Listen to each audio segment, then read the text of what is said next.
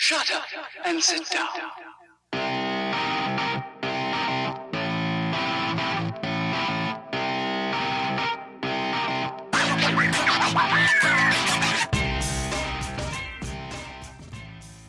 Hello and welcome to Unearthed. I'm your host, Philadelphia Bill Cariola, and today's episode is going to be a fun one. I asked for this guest specifically because the subject matter of the movie. Anyway, you'll know him from the Feeding the Monster podcast feed. You can find him on Are We Wearing Pants for Tuesday, along with Rantings with a Maniac, along with a bunch of other shows. Please help me welcome Mark Camire. Mark, thanks so much for coming on. Thank you for having me, Bill. This is fun. I'm excited to join this venture. To see a movie you've never heard of. Never heard of it, never seen it, never looked it up. So okay, so you have no idea what you're walking into, right? Not at all. Okay, so the movie we're going to be watching today is from 1998, and it is called Six String Samurai. It is a post-apocalyptic action comedy. I think the best phrase I ever heard for it was Apocabilly movie. It's just such a great title. So it's directed by Lance Mungia, who the only other thing I found this guy directed was one of the shittier Crow sequels, which I believe was like Wicked Prayer or some shit. It's pretty bad. Not this one. This is excellent. Oh no. Yeah. Oh no. It is written and starring Jeffrey Falcon, who was like a stuntman. So he did a bunch of he's actually trained kung fu guy and was a stuntman in a bunch of movies. So he wrote this along with the director. And so he does all of his own stunts. There is no wire work. It is all him. He also, I think, learned the guitar to play the part. So brief synopsis, and then we'll get to watch the movie. It's basically an alternate history, 1957. The Soviet Union attacked America. It's a wasteland. And the only place left is now Las Vegas, which is ruled by King Elvis. So, of course it is. Of course it is. So he is dying, and his son has died. So Vegas needs a new king, and the entire movie is through a barren wasteland. And it's basically it's a rock a post-apocalyptic nightmare. It's super fun. So you being a music guy, I was like, I gotta get a music guy on this and appreciate this a little bit. And I was like, let me ask Mark, and you graciously accepted. So I thank you for that. Here's the best part. The company, Palm Pictures, I guess, because there wasn't like this movie's made for like $2 million. And it was one of those that kind of caught on through like home video and stuff. So they more than made their money back on it. So they just put it out for free on their YouTube channel. So the whole movie's free right now on their YouTube. You search Six String Samurai, you'll come up with it. So what we're going to do now, we're going to do what we normally do. We're going to take a break. The trailer's going to plop in here. And when we come back, we'll have seen the movie and we will come back with notes. So see you soon.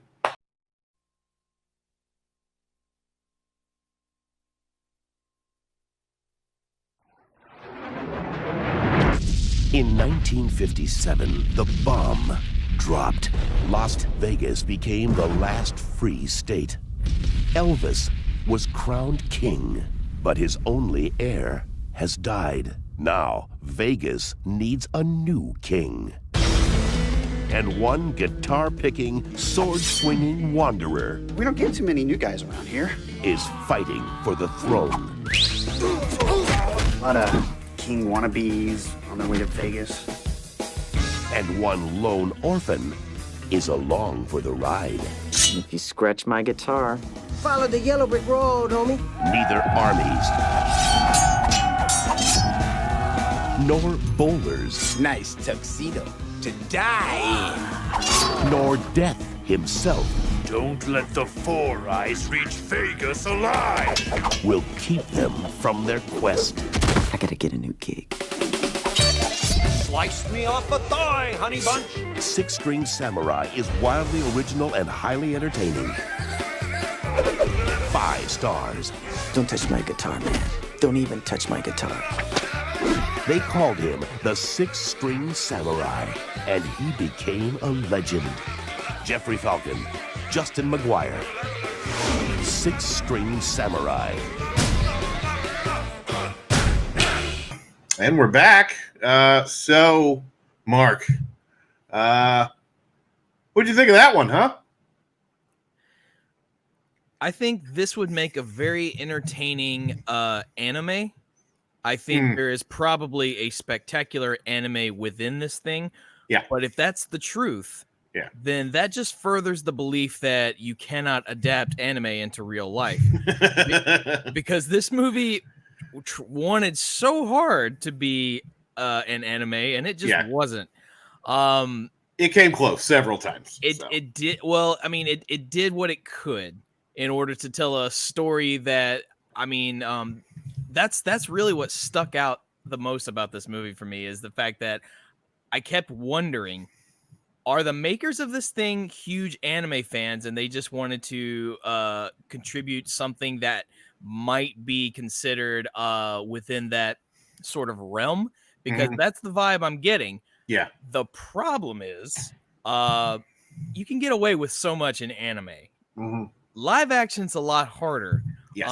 And unless your name is it's like 98. They don't have the effects. They don't have wire work. It is all practical. That's one thing in particular. It's a late 90s, mind you, but it's 90s and you feel every bit of it. It looks every bit of it. Unless your name is George Miller and this is a Mad Max movie, you're not going to be able to get away with a lot of what they're trying to do in this movie. And look, I get it. It's a movie. I'm supposed to not I'm supposed to withhold my suspend my disbelief, as it were, but I mean this thing, I don't know, maybe it was because it felt like I was watching a more musically involved kind of it felt like The Room, Bill.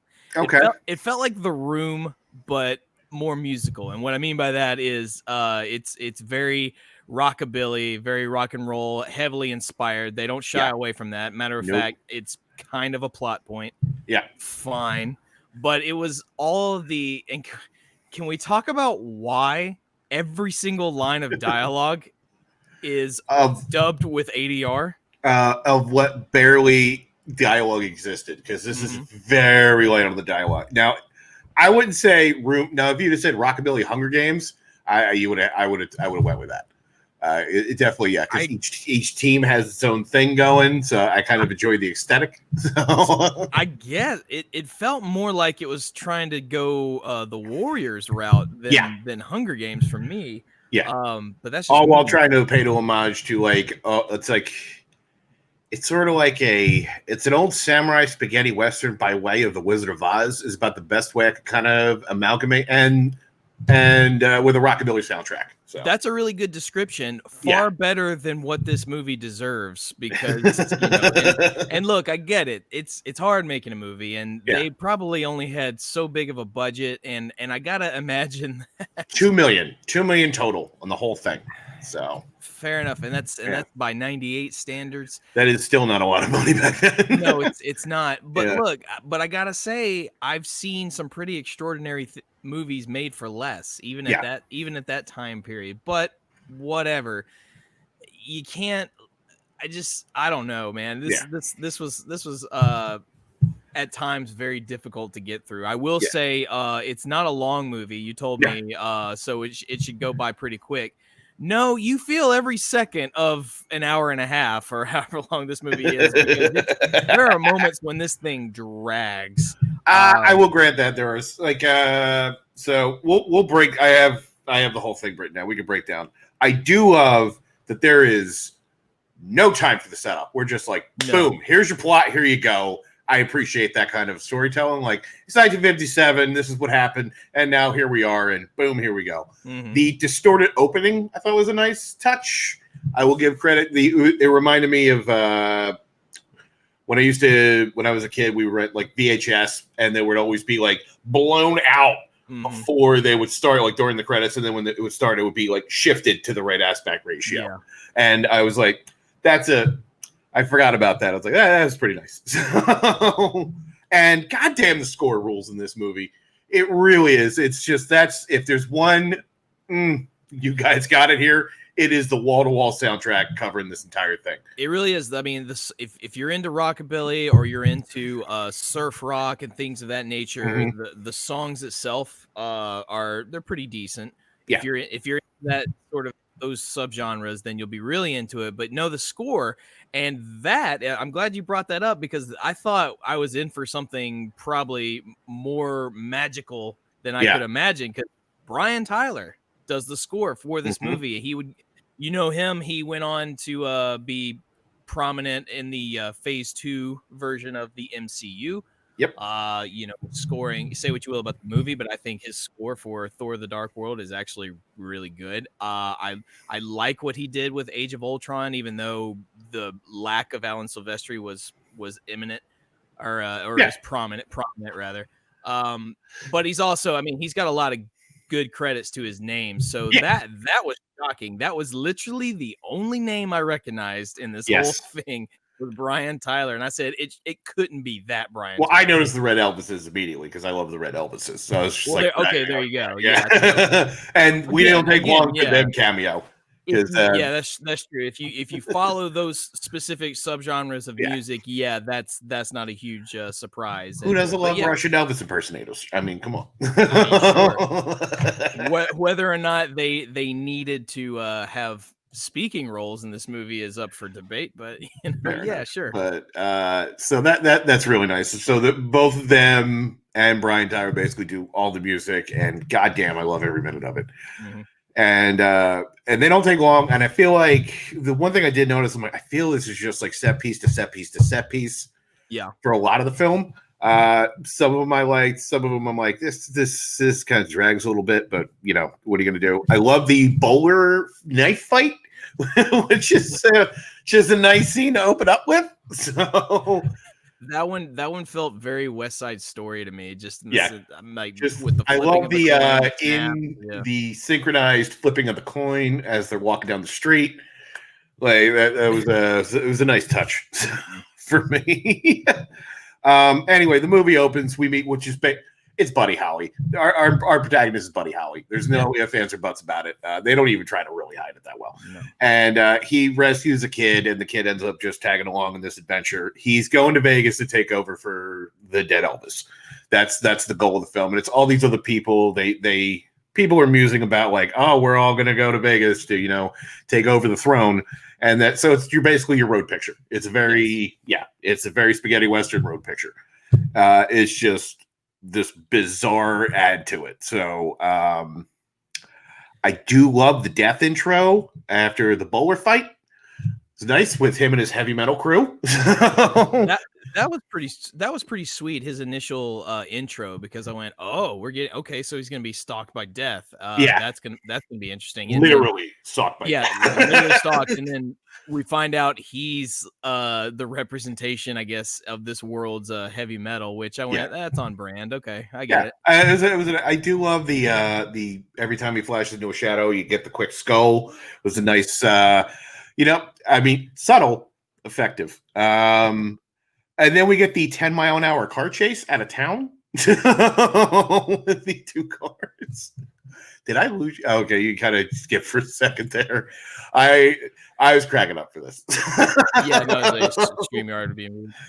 Oh man! Oh Jesus! Yeah. So I didn't know whether to laugh or not because I was confused. I go, are they? This is on purpose, right? Yes, this is very much on purpose. Yeah, I imagine cars haven't progressed much since the 50s after a nuclear explosion, so everything probably runs like shit. So, yeah. So that old Plymouth, God bless it, it tried.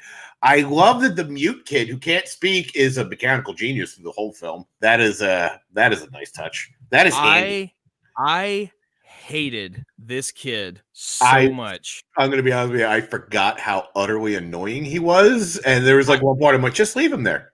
I would leave at one point, I literally, I was watching the movie by myself and I literally screamed at the screen. I said, shut up. Because this kid is so ungodly annoying. And I can't I don't know who to blame it on. Do I blame it on the direction? Do I blame it on the writing? Do I blame it on the acting? I don't know. I just know that this kid and his constant whining and yelling until finally he decides, hey, I can talk this whole time. It's like, you little bastard. I just like oh my 70% God. of the movie, he doesn't say a word. Yeah. And there is a great, I know I'm skipping ahead, but there's a great line with Buddy, and he says, let me get this straight. You spent this whole time not saying a word, and then the kid busts his chops about something, and he said, I liked you better when you didn't talk. And I was like, thank you, please. Just like, no, let's enjoy this momentous occasion. Let's let that. Yeah, it's very telling when I can't stand his whine, his crying, and his yelling, and his moaning throughout the movie. But then as soon as he starts talking, I go, nope, go back to the other way. Please go back. So funny enough, that actor, that kid, I pulled this up because I was curious, didn't do another movie after this until a few years ago where he was in Clown, the horror movie Clown.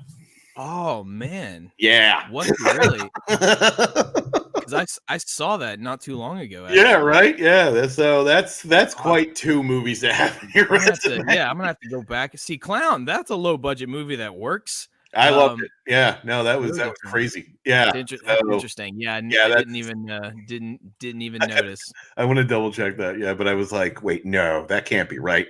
And like, that's quite a gap in your resume. But yeah, it happens, man. Maybe the filming of this particular movie was really trying on him. I don't want to begrudge. I'm sure the guy's a nice dude. I'm sure he was a sweet kid, I guess. But he just, in the movie, he is deplorable. Yeah. Well, after the car chase where the car breaks down, we meet the weird nuclear family out in the middle of the windmill field. The windmill worshippers. Yeah. Windmill worshippers. I didn't see that coming, but I was like, okay, here we are. This is what we're doing. And kudos away because they are shot creepily and very, very well. The cinematography in this is actually really good. I got to admit. What I think ruins that group is when they start actually talking. They shouldn't have. It should have been in like those weird mass mumbles or whatever. They're at one point, I think they're speaking maybe Russian or a different language. I don't know. Yeah. Stick to the shadows and don't start talking English like making quips. Don't do that. That to me ruined the mystique of that group.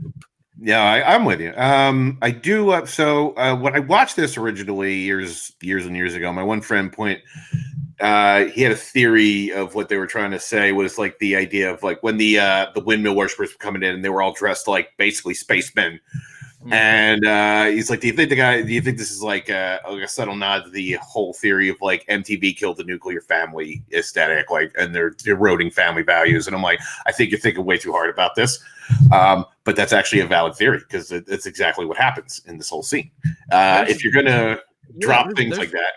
There's a lot that you could, that's one thing I'll give this movie. And the more I think about it, it could probably be interpreted several different ways because it's not trying to tell you something outright directly. It's giving you these visual aids and all these weird cues. Like, for all we know, this movie is the only message this movie's trying to say is old rock and roll music needs to live and everything else needs to die. And if you don't believe me, let's get Buddy Holly with a samurai sword just destroying everybody. Like that's one interpretation. For all we know, that could be the most basic of tellings. And then like your buddy theorized, that very much could be that too. I mean, considering the time frame in which everything takes place, considering the way everyone looks, the aesthetic of the movie. I think that's perfectly valid. Yeah. So after that, then we get the weird town that he goes to where he drops the kid off, and where which I believe the waiter he's talking to, because he's having a very awkward conversation. I think that's supposed to be the Big Bopper. I think that's what he's alluding to in that whole scene. Oh, when he goes to what looks like the Scum and Villainy cantina. Yeah, where he's basically hitting on the chick from the Mickey video. It's like he goes into a special room and nothing happens. Nope. Well, because the kid shows up, and then we have the whole scene with Death, and then we have what is basically Richie Valens challenging him in the middle of the bar, which I thought was a nice touch. And there's like subtle nods to other musicians, and I was like, not bad actually. Okay. Yeah, but I picked up on. I kept wondering. I was like, well, when the hell's Dewey Cott's going to show up? This was way before his time, unfortunately. I'm sorry.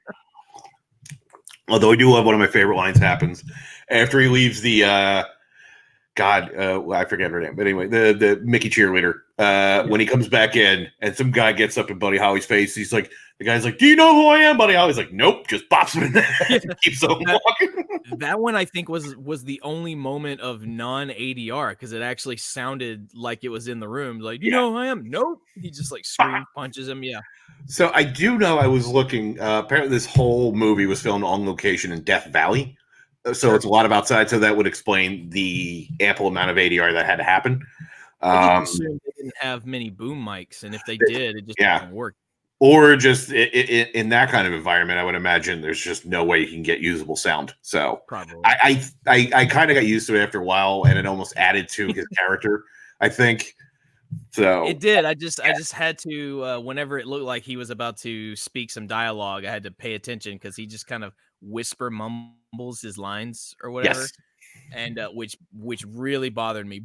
But then I remembered, hey, what you're watching is an anime, and that's pretty on brand. Or you're watching a version of an anime because I'm sticking to that theory that this was basically they wanted to make an anime and they just decided no, let's make it live action.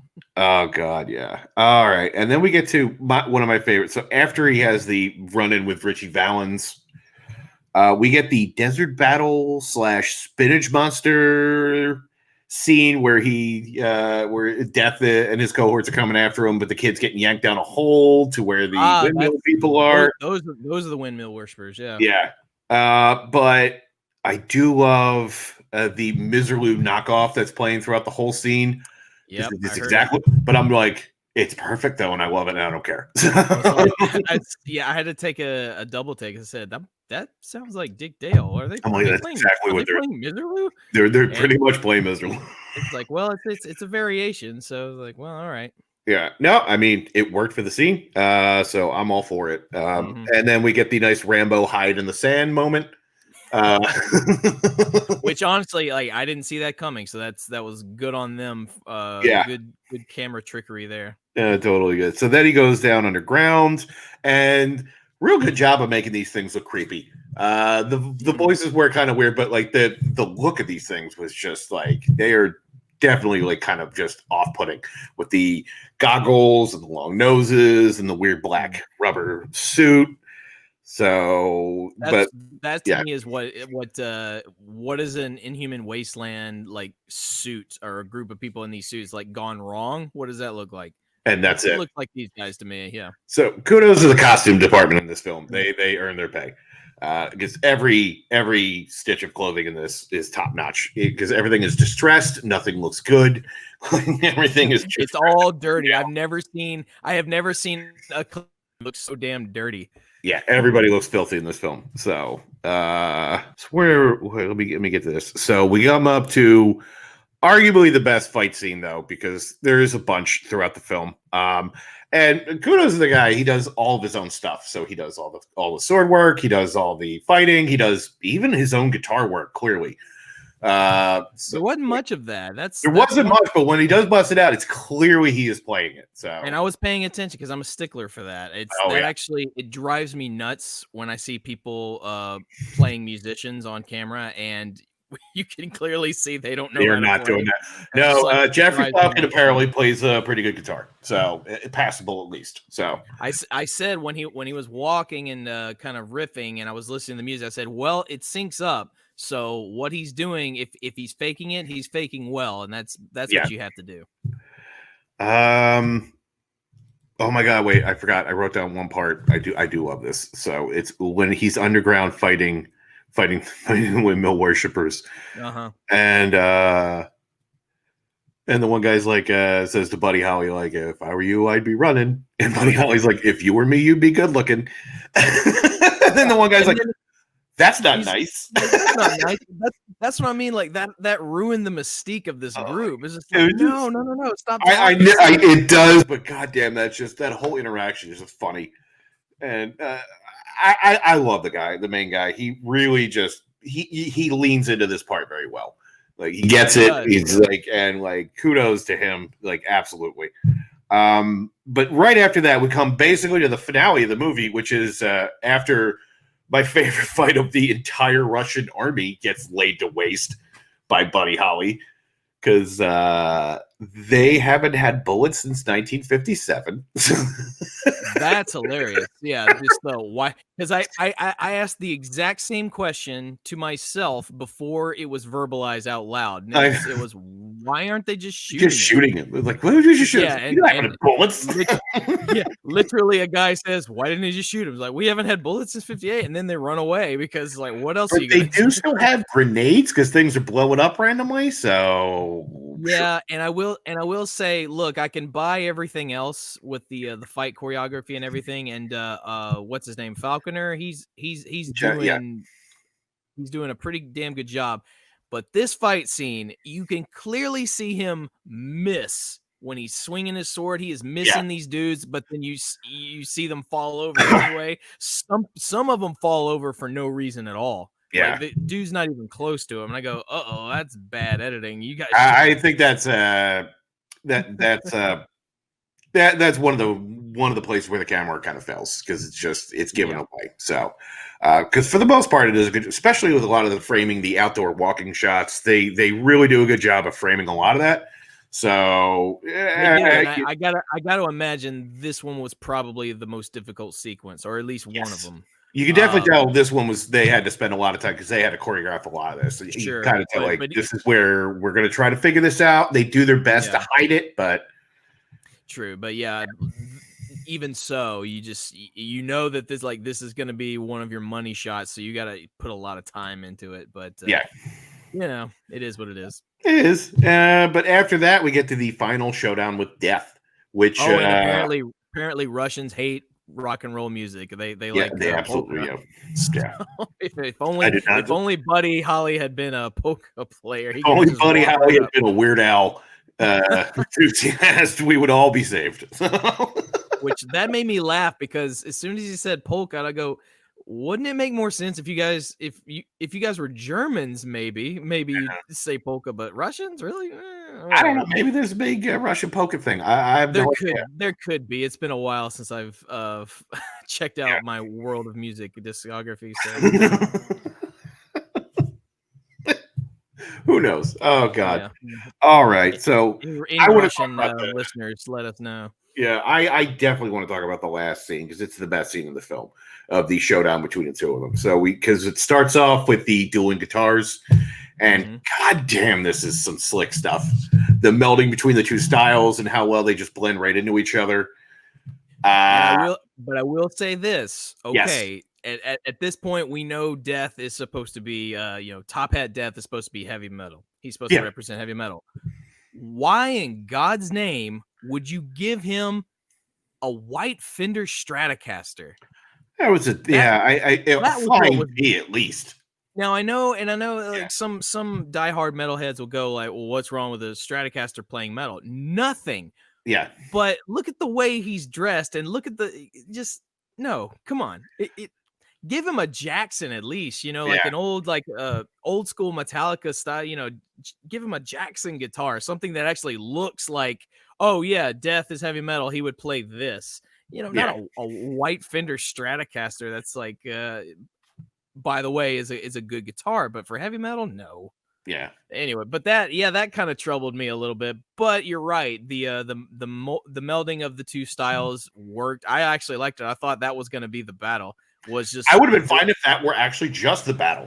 If it was them like a guitar duel. So that's what I thought. I was hoping for it. I was like, oh my God, Buddy Holly's gonna beat him in a guitar duel with that it looked like a Rickenbacker. I'm not sure what kind of guitar he had, but it's just like his solo and his rockabilly playing was just too much for heavy metal Death to contend with. That would have been nice, but unfortunately, it does have to generate into the standard fight, and this is where they really hammer home the Wizard of Oz. Mm-hmm. When the kid comes face to face with Death, he spits on him, and his hand starts burning. So the kid figures out and just shoots with water, and there goes Death. Yeah, that's when I officially mentally checked out. Yeah, because I was holding it together for most of this movie. I said, it's okay, I can appreciate what it is. But as soon as that happened, I went, okay, no, come on. Like, give me a break. But I will say the lead up to this, because Buddy looks like he's done for. He gets pelted with arrows from Death's band. He's got all these arrows. He's protecting the kid, so he's just taking the arrows. It's all on his back. The kid thinks like 8 of them. Dead. Yeah. 8 of them in his back, and then at one point when the kid's got all right, I guess I'm gonna fight these guys myself. I can't fight, but all right. Buddy stands up. He's got all the arrows. He's not done yet. I said, okay, pure anime. This is straight up anime. Because and he somehow manages to find the energy to fight Death sword to sword. But it was a good. I will say, I think the fight choreography between the sword fight is the best through the film. Yeah, absolutely. No, they definitely staged that one pretty well. So, Buddy joins the force because he just disappears, but leaves his clothes and his glasses. So that was that was. I was going to ask about that. I was like, wait a minute. It's one thing if Death just vanishes and evaporates because the kid spit water on him, but it's like, what the hell happened to? Where did Buddy go? So. I mean, it is okay. You know what? I answered my own question. It's anime. Think, Mark. What happens in Dragon Ball Z when the warriors die? Their body goes off into the afterlife. They can keep it, so they can keep being warriors. Well, then the kid puts on the suit, and I do love the final shot of him walking down the street, dragging the guitar that's clearly bigger than him, wearing a suit that he doesn't fit into, walking up to, and goddamn, I love that Vegas set. It definitely looks like a broke down Wizard of Oz, like Emerald City. Oh, it's like a straight rib. Like as soon as you said, great matte painting, but goddamn, it's gorgeous. As soon as you said Wizard of Oz, I go, oh, the final shot. Yep, that's exactly it. Yeah, and then it looked like his body transformed. Yeah, so it's clear like he grows into the Buddy, and he becomes basically imbues his spirit, and his spirit lives on with the kid. There it is. But it just made me mad that we didn't get at least an interior shot of what Lost Vegas looks like. We only get it from a distance. It's like, well, no, let's look inside. But so I was doing a little research. Apparently, the guy, like director and Jeffrey Falcon, they kind of intended this to be the start of like a trilogy. Okay. And I guess it just never got off the ground. And honestly, I would have been curious to see 2 more of these. I think there's enough good ideas, and I think with a little more money and a better, not better, but a more focused producer, I think could have pulled some good stuff out of this.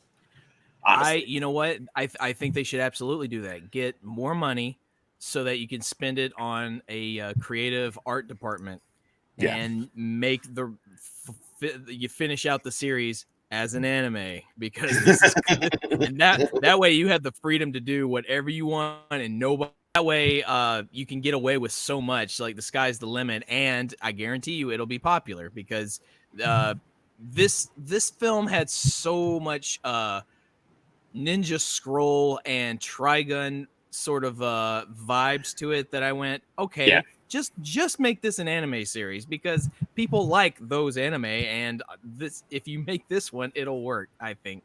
So that's what I think they should do if they want to continue on the series. But that's just me.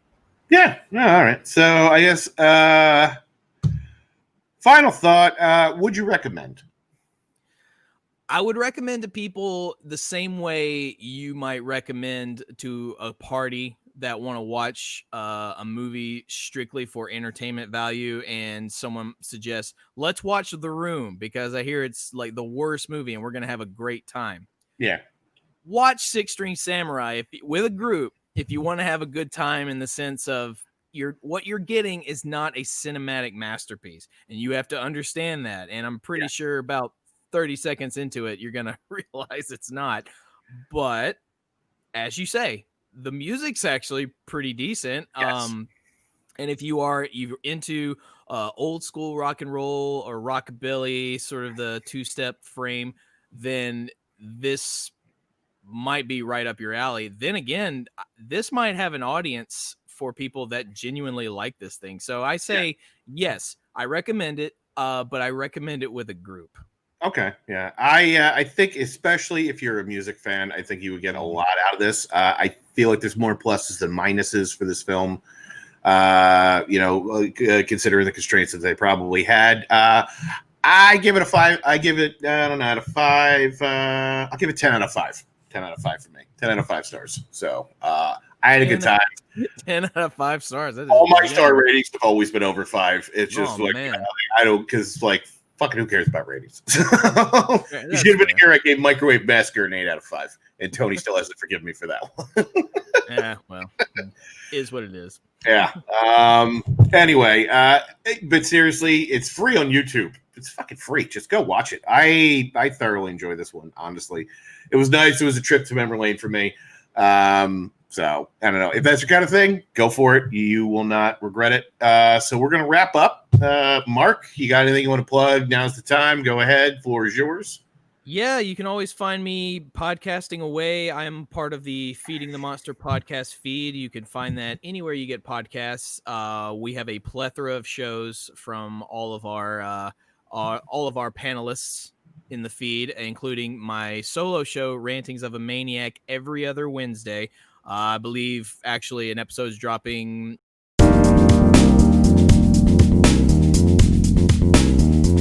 Basically, I take a single topic and I focus in on it about half an hour, maybe an hour. It could be a movie, a band, a TV show, or a comic, or just a particular subject that's got my mind going because it's crazy out there. So tune into that, please. And as always, I'm on Twitter and Instagram at Mark the Bat. I just crossed 1,000 followers on Instagram. So, hey, keep me growing.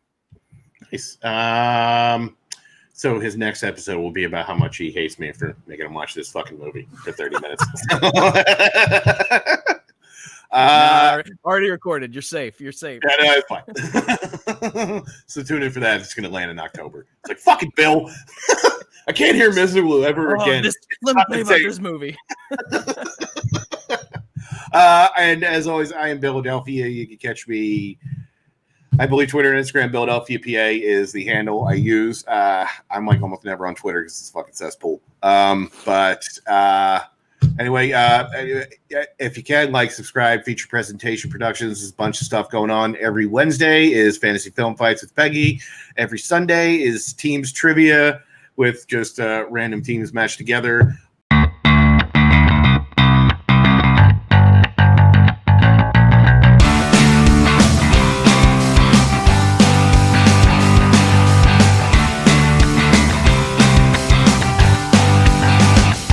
Tune in for that. And as always, I'm going to wrap it up here. So for everybody here, including myself, reminding you that in life there are no right answers, but there are wrong ones. And be good to each other.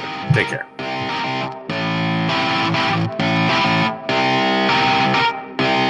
Shut up and sit down.